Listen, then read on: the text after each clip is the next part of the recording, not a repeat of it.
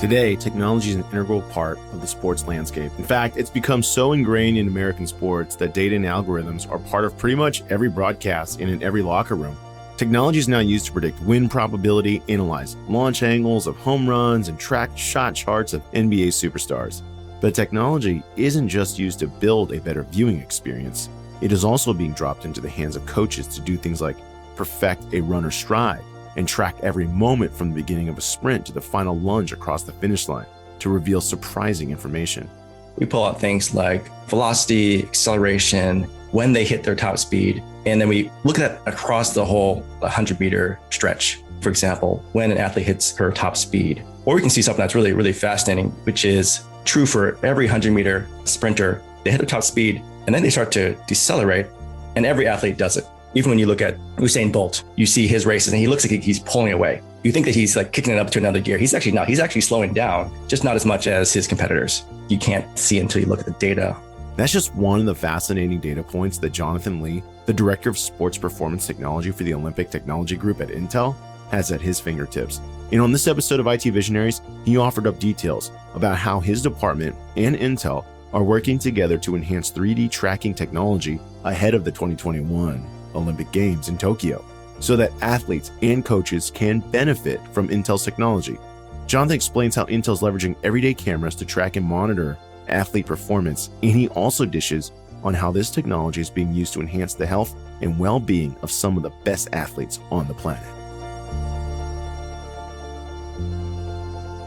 IT Visionaries is created by the team at mission.org and brought to you by Salesforce Platform, the #1 cloud platform for digital transformation of every experience. Innovate fast, empower every employee, and scale with confidence from anywhere, with a customer at the center of everything you do. Learn more at salesforce.com/platform. Welcome everyone to another episode of IT Visionaries, and today we have the Director of Sports Performance Technology at the Olympic Technology Group inside of Intel Corporation, Jonathan Lee. Jonathan, welcome to the show. Hey, thanks, Albert. Thanks for having me. All right, so I got to ask right out the gate. So most of us, when we think of Intel, we just think of chips, things that are inside of a computer. What is the Olympic Technology Group at Intel? Yeah, so Intel has actually been an Olympic sponsor since 2017. And as part of our sponsorship, we have different categories, including AI, sports performance, and the group that I lead is responsible for putting technology into the games related to sports performance. So that could be for enhancing and broadcast, or for coaching and training. So the focus of my team really is how do we highlight, showcase, and improve athlete performance? So give us an example of how this is playing a part. So, because, I don't know where exactly your role sits, because you mentioned for example, on your LinkedIn that you're in 3D athlete tracking, or 3DAT. Yeah. Talk about how that works. What is it? Yes, 3DAT is actually a technology that we developed at Intel for the games. In fact, it was originally for the Tokyo Olympics. And the way that 3DAT works is it's a platform that we developed that allows us to take standard video of athletes and then extract form and motion from that video, but without the use of sensors or special suits, just AI and computer vision. And so from that information, we can construct a 3D skeleton of the athletes and then extract metrics and insights that we use to, for example, enhance a broadcast. So when you watch the Summer Olympics this July that are happening in Tokyo, you'll see sprinting events like the 100-meter. And after you see the race, you'll see graphics that are powered by Intel 3DAT that help to bring out some of the stories that happen in the race. And there really are some really cool stories that you can't see until you sort of overlay the data onto the race and pull out some of these cool things that are happening. So give us an idea of what types of things you're going to be able to do, because I totally understand not using sensors, right? It makes total sense. Yeah. Olympics, you're talking about fractions, upon fractions of a second, the difference between a gold medal and not placing at all. So no one's going to want to wear a sensor for you. Like when you say, hey, add this microchip, no, right? That's right. That's all it takes for me to slow down. So you're going to use the camera, and it sounds like is it a standard camera? Is it a standard camera, or is it a special piece of equipment that you need to use? And you say you're going to record the athlete in motion. You're going to be able to measure. Give us an idea. What are you going to be measuring? Like, is it going to be angles of their arms and legs? Is it how fast they're pumping? What kind of heartbeats per minute that equates to? I didn't know what. Give us I'd love to hear a little bit more because I'm super fascinated. And I kind of have seen this kind of technology. I feel like with I don't know if you've ever seen the sports science segments. Yeah, but those are usually done. I mean, there's quite a bit of research, I'm assuming, done with them. And I feel like this graphics. Yeah, in a lab somewhere. Yeah. It's not the way you make it sound like it's, I don't want to say on the fly, but it sounds close to on the fly, live, real time. I don't know. Give us an idea of how fast this is processing. Yeah, absolutely. So the cameras that we use are standard cameras. So there's nothing actually special about the cameras. In fact, that was important for us as a technology to develop something that was camera agnostic. And we can talk about coaching later and just how useful it is to be able to use any camera that you bring. Sure. In the case of Tokyo, for the broadcast, we've got cameras that are about 200 meters away. So they're pretty far out there. They're out of the way of any fans, and they are tracking these sprinters. And we pull out a whole host of information. But what's useful from a broadcast standpoint are the metrics that everyone can understand. And so what's useful for a coach or athlete is a little different from what a fan might want to see. So for the broadcast, we pull out things like velocity, acceleration, when they hit their top speed. And then we look at that across the whole 100-meter stretch there. So you can see, for example, when an athlete hits her top speed. Or we can see something that's really, really fascinating, which is true for every 100-meter sprinter. They hit their top speed and then they start to decelerate, and every athlete does it. So even when you look at Usain Bolt, right, you see his races and he looks like he's pulling away. Yeah. And you think that he's like kicking it up to another gear. He's actually not. He's actually slowing down, just not as much as his competitors. Really, really neat stories that you can't see until you look at the data like that. Oh, that's super fascinating. Now, I got to imagine, let's talk, we'll stay on the subject of the consumer side first. There's certain sports that I feel like we as humans can't really tell what's going on to the naked eye. Let's use diving, for example, or gymnastics, for example. Yeah. Figure skating. You'll sometimes hear the commentators say like, oh, her angle was off. I'm like, what are you talking about? That's like pretty good to me. You know what I mean? Yeah. So are you able to like capture in almost real time, like the angle of entry, are their legs perpendicular to each other, all those kinds of like where they're holding their body? Because I feel like when it comes to coaching, certainly that would be extremely useful. It is, yeah, and we are, and the turnaround time for these can be really all depends on what kind of horsepower we throw at it. Yeah, but we've tuned this technology to run super fast on Intel hardware. So like for when you see the games, that's going to be turned around in 20 seconds. Right. And this is 9 athletes, 100 meters of data. Yeah. Every one of them, we're putting them through this deep learning model that we have. In terms of some of these things that you can't see with a naked eye, which is really one of the cool parts about the technology. I mentioned that the technology is camera agnostic, but it's also a frame rate agnostic as well. So you can use a 60 FPS mobile phone camera or 120, 240, right? Because it operates on a frame by frame basis. It's agnostic to the type of frame rate. So certain sports like gymnastics or diving, of course, those things happen so fast that you need to have that really high frame rate. Other activities, less so.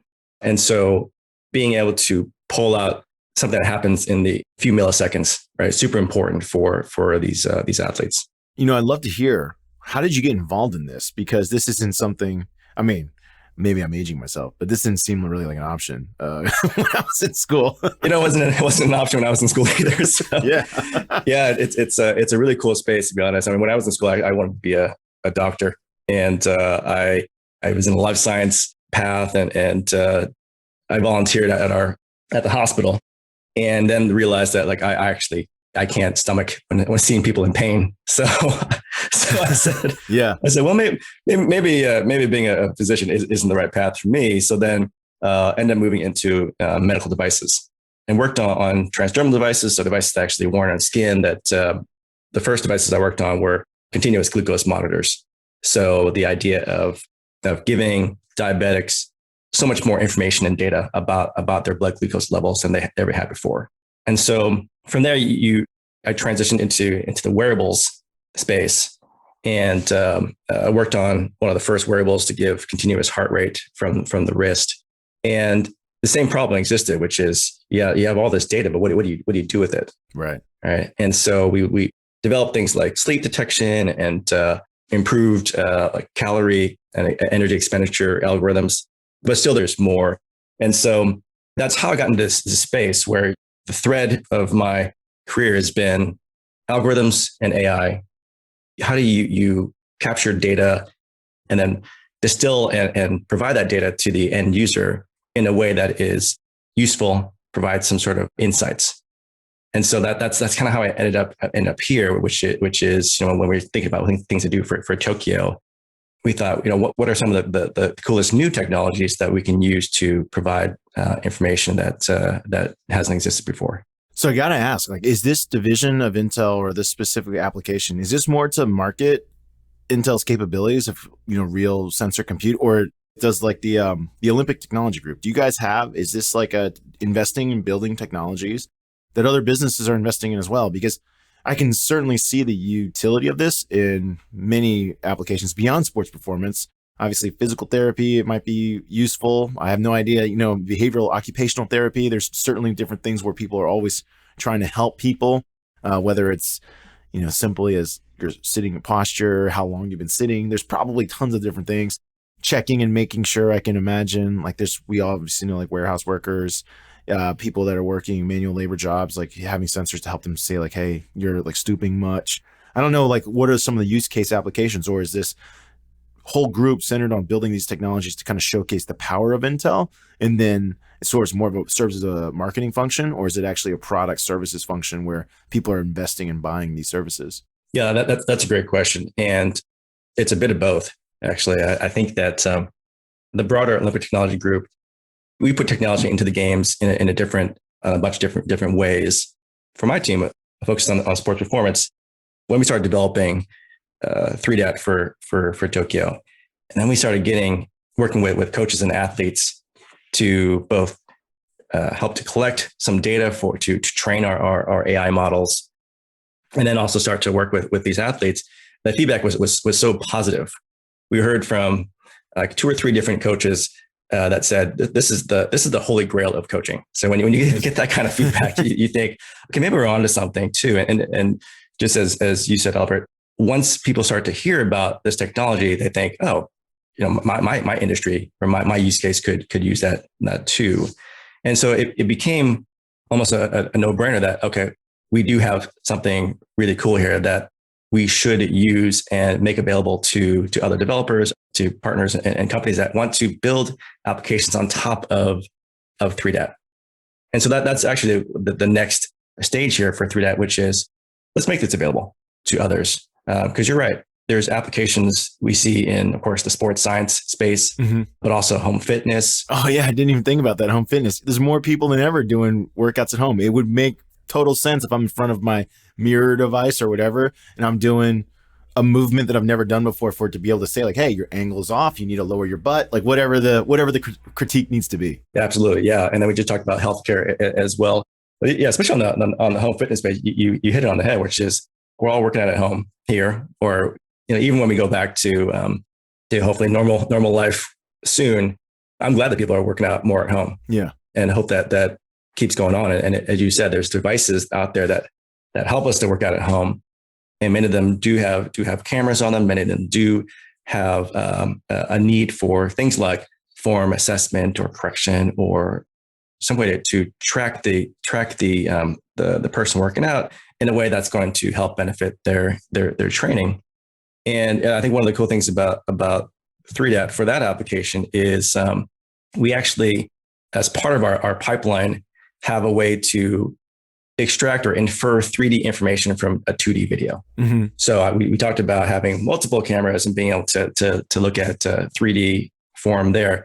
But for us, we have another model that we use that allows us to infer that depth information from just a single camera. Okay, so this is pretty impressive. So you could tell if I'm doing squats, for example, and I've got a head-on camera. You've developed a technology just using a standard camera. Let's imagine I've got like the most beat up cell phone camera because I'm doing like Beachbody or whatever, right? It's going to broadcast back to you, and you have technology that can say like, I know the depth of, for example, my squat. What's my angle of my back? Because you're, I guess, measuring distance between hip, like I'll just make up 2 points, head and hips, right? So like if the head and hip angle is very small, then my back has to be bent.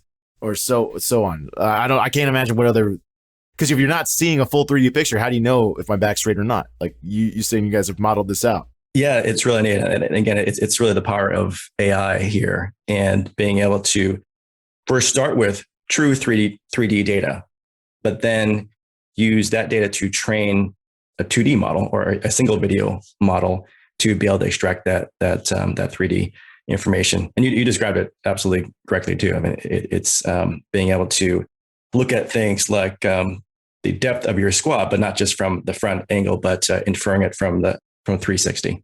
This is super fascinating stuff. And the way you described it makes it sound very similar to like auto manufacturers and their involvement in racing.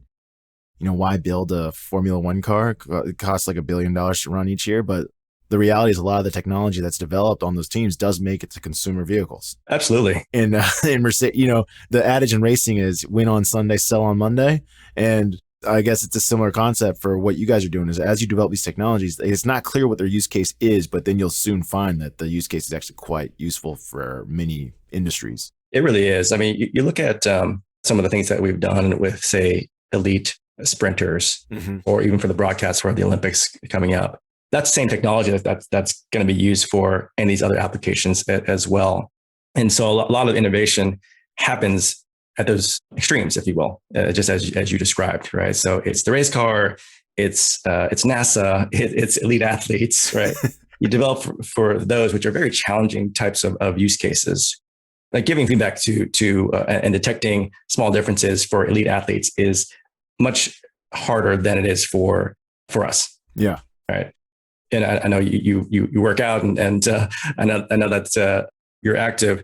Even a weekend warrior is going to have bigger things to correct or address than say like an elite athlete. Yeah, they're at a level where they're changing, I don't know, inches off like their steps to like create more speed, or I don't know. Give us an idea of, because you've probably heard some of the detail from the coaches, because as you're developing this technology, certainly it's not right off the bat. So therefore a coach is going to be like, hey, it's useful, but, and they say something, right? Where you guys on the sensor side are like, wait, or not sensor side, but on the Intel side are like, hey, I didn't think about that. So we have to develop a technology to answer that question.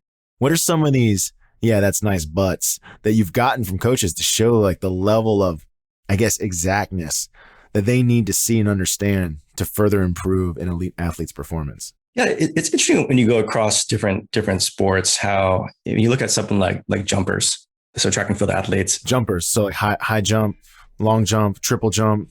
Yeah, high jump, long jump, triple, exactly. Where you're looking at much higher frame rate captures. They're looking at angles and incoming and takeoff velocities that are again, there's such highly tuned athletes that you're looking at just really small differences in, say, how high a knee comes up or the angle at which they take off. But we're also looking at we had worked with a company called Exos, that is an elite athlete training facility. We work with them to help train college football players who were entering the draft and preparing for the combine. This year there wasn't a combine, but there were individual pro days, and we work with these athletes on how to get faster for the 40-yard dash. And in those cases, you know, some of the metrics that we use are actually on the even the relatively simple side, but still very impactful. I think that's what's cool about the prospect for 3DAT, which is even what we gave Exos and these combine athletes was just scratching the surface of what we can do. So examples would be velocity, or their acceleration pattern, or when they hit their top speed. Then we start to kind of peel away a little bit at, okay, so from run to run, this guy, you know, this is a faster run. And we say, well, oh, actually, something that we can tell is that their angle of attack, so how much they're leaning forward when they're running, really affects their speed. So what we should tell this guy is, don't get so upright so quickly because you're losing speed that way. So those are relatively, to us, from a technology standpoint, relatively simple things to measure. But from a coach and athlete perspective, it's information that they just have never had before. Yeah, I remember when I was playing, I'm going to age myself, but in high school, one of the things that our coaches always try to get out of us playing football was false stepping. Most people step backwards to go forwards. It's a wasted step. And it's very hard for most people. This is a good test. Anyone who's listening, go stand still, put your feet planted, and try to run fast forward as fast as possible. Have someone look at you. And almost for most people, their first step is actually backwards. Mm-hmm. It's like the first thing you do is step back to propel yourself forward. Because that first step going forward is so, it doesn't feel right when you want to propel yourself. And anyways, people think it slows them down. But those micro things are what people are adjusting for. And so when you're talking about this kind of stuff, probably, I remember getting coached up to not take that false step. And I thought that was the most annoying thing ever. So I got to imagine the Olympians are like, you're unlocking this coaching for them that they're like, oh my gosh. Now he's talking about how high my hand pump has to be at what angle to generate even, as you said, more speed. But that's the difference between gold and nothing. Yeah, it is. And it's really cool. There's things that have even developed in sprinting over the past just several years that are, outside of what we've done with 3DAT, but are things that we potentially could measure and get feedback on in the future. But even things like how the sprinter starts. Yeah. So in the past, it was really this super powerful, explode out of the blocks, knees up, try to get into full gear as soon as you can. Now, as you see, and something to watch out for is it's a little bit more like a shuffle step. Yeah. Interestingly. And so it's more of a shuffle step, which then allows them to get up to top speed faster. Really, really fascinating things that you think over the course of decades of sprinting that, we've reached this plateau, but there's always new things to learn. All right. Well, then here's the magic question. So Usain Bolt is the current world record holder for the 100 meter. I think he's the world record holder for the 200 as well. But let's go with the 100 because that's for sure. He holds that. Is there a person who has run a race? Obviously, they didn't beat the world record, but had they applied all of the proper techniques, you guys have with data said you would have beaten Usain Bolt's time. Have you guys done studies into that? We have. That is a fascinating question, isn't it? Like if you could just assemble the perfect race from a technique standpoint with obviously the athlete that it's. Yeah, the existing athlete. Yeah. Yeah, that's a good question. That's a really good question. I don't know the answer to that. And, but it's really fascinating to think about. I was, so we actually have I have a former Olympian on the team. Okay. His name is Ashton Eaton, and he actually won the last 2 gold medals in the decathlon. I was going to say. Yeah. Really cool guy to have around. Yeah. And, I remember him now. Yeah. So he's actually a product engineer on the team and has worked on 3DAT for a couple of years now. Just super cool to have those insights. And one of the things that he was telling me is that actually when it comes to sprinters, the women usually have better form, are technically better than the men. So I would be interested then, same question that you have, which is, okay, if we could get these guys to, obviously they're super fast already and have great form. So I think that's something that only someone of that caliber could tell me, they all look super fast to me.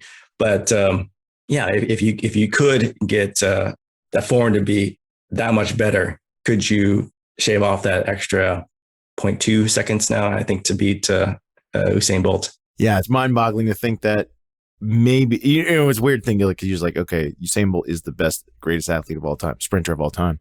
But the question now everyone's going to wonder is, I wonder if there's actually someone who could have broken his time with their current physical ability had they applied all the right technique. And then, of course, you would then say the same for Usain Bolt. Like, what would his time have been had he applied all of his perfect technique? Because I believe when he set the world record, that was in Beijing when he looked back before he crossed the finish line and had already put his arms out like, I've won. Yeah. Because he saw no one around him. It's like, I've already won this thing. I'm not going to go all out through the finish line. I believe that's when he said it. I know. And that's hilarious that it just, he was just that much better that he could basically just start his victory lap about 10 meters early. Yeah. He raised his head, arms wide open. He's like, oh, I've won.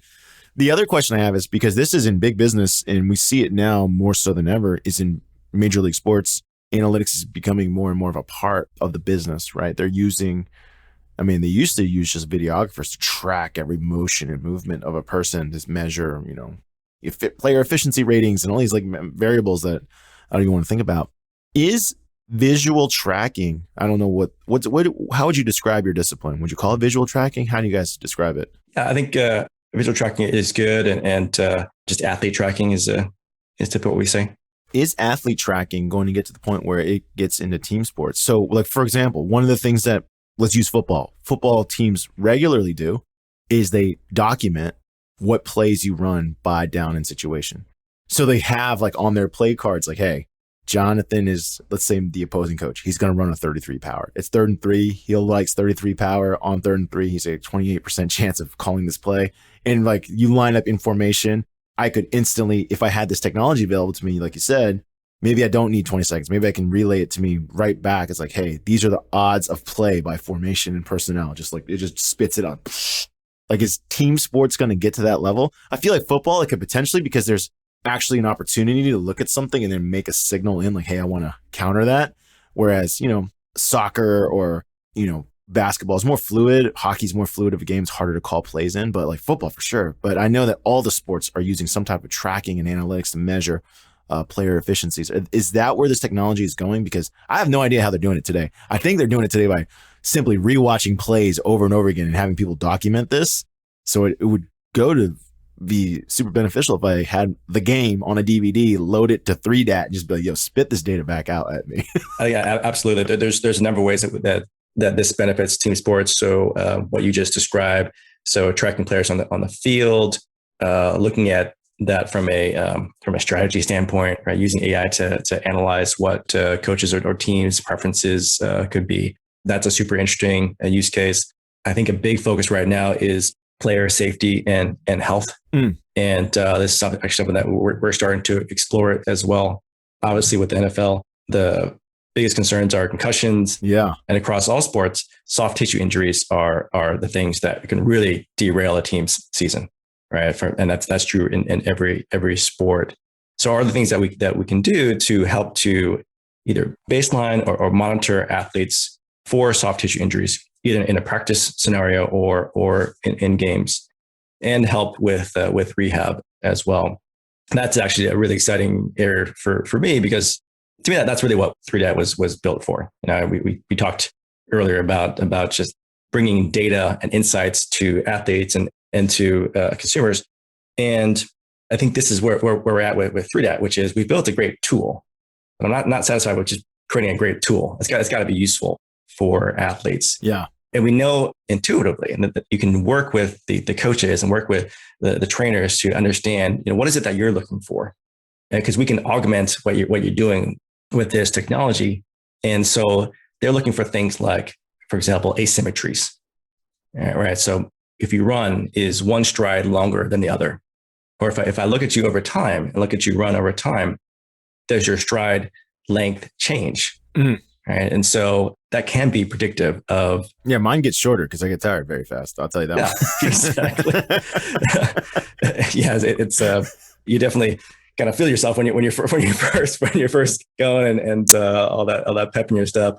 But as things change, either by fatigue or by an upcoming potential for an injury, right? Those are things that we'd want to be able to flag and say, oh, hold on, right? Because let's maybe change up the training regimen today to make sure that we don't exacerbate or accelerate an injury. Right? Let's see if we can prevent that or help to rehab it before, kind of prehab it even before it starts. Yeah, I mean, this technology is super fascinating because I can see, like you said, in all these medical practical applications, especially if there ever gets to a point where people can just upload information as well. I mean, I know that's going to require many companies to be involved in this. So my son is 12 and he plays ice hockey, and hockey's obviously a contact sport. And traumatic brain injuries are, of course, a bigger concern than, when I was a kid growing up in the 90s. Like, I got hit in the head playing football and I was seeing stars. Nobody asked me any questions. Just get back out there and play. But I also think that I've been through it, not my son personally, but some of his teammates. Like, concussion protocol testing is it's like an opinion. They ask you questions like, do you know what day it is, or whatever questions they ask. And sometimes I joked with my wife once, like, how do you know? How do they know the kid's just dumb? But you would fail the test if you were stupid too.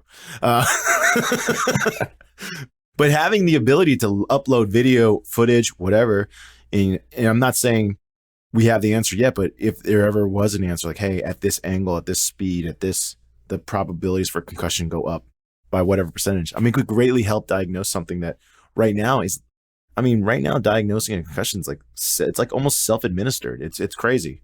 They just ask you a bunch of questions like, oh, I guess you're fine. Yeah, just to see if you're coherent, if you will.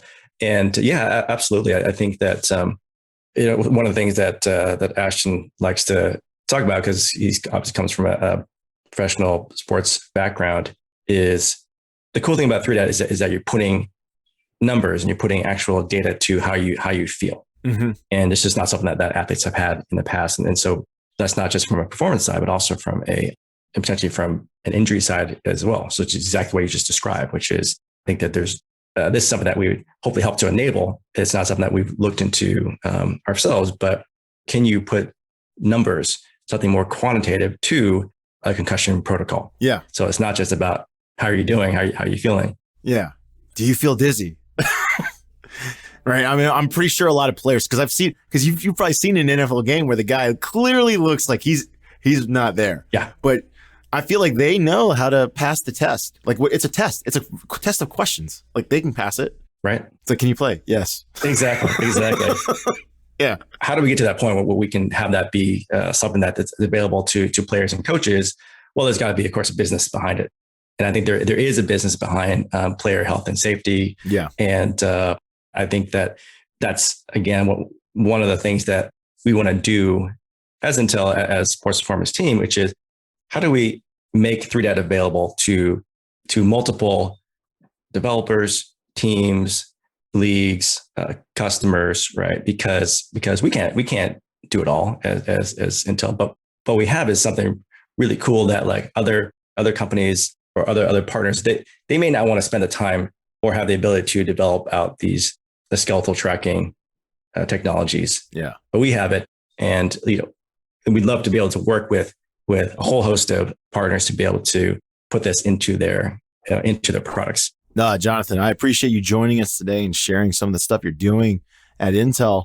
And I agree with you. Like, this is the kind of stuff that I get super pumped about, hearing how advancements in technology, while it's not its intended purpose, it's clearly going to have an impact, I think, in other fields, right? Medical fields. It's going to change the way potentially we help evaluate each other. I want to thank you for joining us. But before you go, Jonathan, it's time for the lightning round. The lightning round is brought to you by the Salesforce platform, the #1 cloud platform for digital transformation of every experience. Jonathan, this is where we ask you questions outside of the world of work so our audience can get to know you better. You ready? Let's do it. All right. So you're an avid sports fan. Did you play sports growing up? I did. What did you play? Ice hockey. Yeah. What position did you play? Goalie. Okay. So you smelled extra bad. Oh yeah. My bag, my pads, and yeah, it was the worst.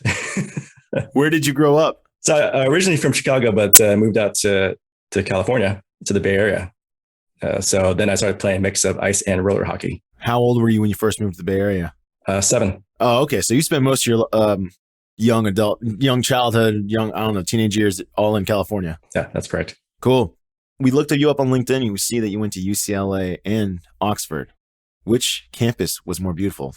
That's a great question, actually. I'll have to go to Oxford because, I mean, it's 1,000 years old. But UCLA is also a super nice campus, and the weather is better. In England, if it reaches like in Fahrenheit, like 50 degrees Fahrenheit, you see everyone wearing like shorts. and in LA, of course, I mean, it's nice almost all year round. So the first thing I noticed about going to London, when I went to London, was that there's like no road signs. There's no road signs anywhere, and navigating was super hard. How long did it take you before you could navigate the outer, not campus? Campus is one thing, the outer areas where you knew where you were going. I have a pretty bad sense of direction regardless. So yeah, exactly what you just described. I couldn't even cross the street comfortably. I'd have to look left, right, left again. I was like, okay, which way are the cars supposed to be coming from? So that'll give you an idea of my comfort level. How about today? Are you still currently a sports fan? Absolutely. What's your favorite sport to watch? I still love hockey, but I think recently with the Warriors doing so well, it's been basketball. But I will watch just about anything though. From baseball, football, hockey, basketball. When there were no live sports, I watched like the cornhole championships on TV. Spike ball. And spike ball. I tried watching spike ball, man. It's so terrible. Like there's literally a stoppage of play every like 3 seconds. It's like, who watches this? I let alone play it. I tried playing with my kids too. I didn't like it very much. Yeah. Last question. This one is a little bit related to work, but if you were to give advice, someone who wants to get in, like you, someone who wants to help people in the medical field, but then finds out the hard way, hey, you're not very good. I can't stand the stomach injuries, wound, blood, whatever. What's the best advice you would give someone that wants to help help in the medical field, but they don't have the stomach for medicine? I would say just try it. I think the first thing that I would say, especially for those who might be thinking of a career switch, or maybe they're early in their career, but they've done a lot of work on one field and then they want to switch to another, is all that stuff that you've done is going to be valuable still. And I think there's this misconception in health and medicine and as well as technology in general, which is you need to be able to, if you want to be like an AI engineer, then you need to start with AI and do more AI and then and never do anything else. But in reality, especially when it comes to creating new technologies, innovative technologies, having that variety of background is super useful. In fact, it's really part of what helped us to create through that. And I think for my own career, I've always kind of borrowed from different parts of my background and experience to help create and steer the products that we develop later, even when some of the connections were non-obvious. And so I would say, think about things that you've done in the past, and but just be assured that all that stuff is good, and diversity of thought and background is really the key to innovation. There you go. Jonathan, thanks for joining us today on IT Visionaries. It was a pleasure having you. Thanks for sharing your story. And yeah, we look forward to seeing some of your technology at work this upcoming Olympics. By the way, they're still calling it the 2020 Tokyo Olympics, even though it's clearly 2021. But hey, I guess they've already done the logo, so they're not going back. They're not changing it. Yeah, absolutely. All right. Thanks, Albert. IT Visionaries is created by the team at mission.org and brought to you by the Salesforce platform, the #1 cloud platform for digital transformation of every experience. Build connected experiences, empower every employee, and deliver continuous innovation with the customer at the center of everything you do. Learn more at salesforce.com/platform.